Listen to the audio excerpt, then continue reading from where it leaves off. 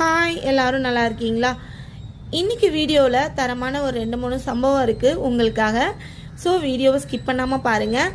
இன்றைக்கி காலையில் அப்படியே எந்திரிச்சோன்னே தோட்டத்துக்கு போயிட்டு வந்துடலாம். பரவாயில்ல, தேங்காய்லாம் விழுந்து கிடக்குதுங்க. அதுக்கப்புறம் ஏதாவது கோழிலாம் வந்து மேய்ஞ்சிட்ருக்கான்னு பார்த்துட்டு கண்டிப்பாக ஒரு நாளைக்கு ஒரு 10 தடவை போய் தான் தீரணும். இருந்தாலும் காலையில் ஒரு முறை போயிட்டு வந்துடணுங்க.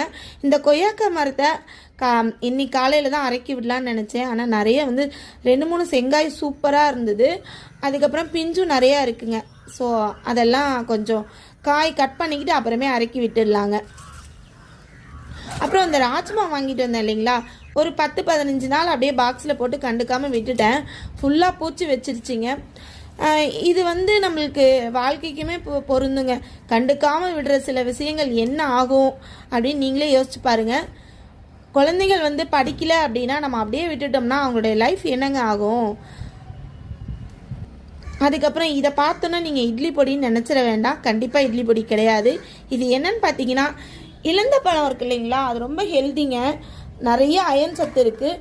இதை வந்து நல்லா நம்ம வாங்கினாலும் சரி, இல்லை நம்மளுக்கு இயற்கையாக கிடைச்சாலும் சரி, நல்லா ட்ரை பண்ணி நான் வந்து இழந்த பொடி சின்ன வயசில் சாப்பிடாதவங்க இருக்கவே முடியாது. அது மாதிரி செஞ்சேன். ரொம்ப சூப்பராக இருந்தது.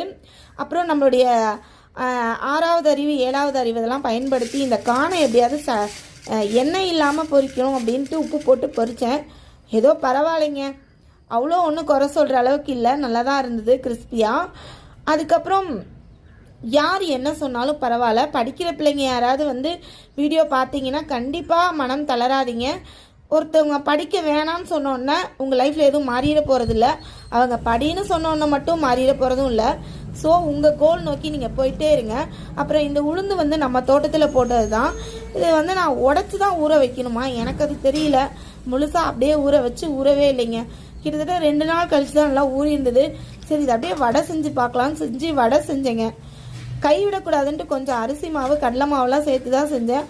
அவ்வளோ வடை சூப்பராக இருந்துச்சு.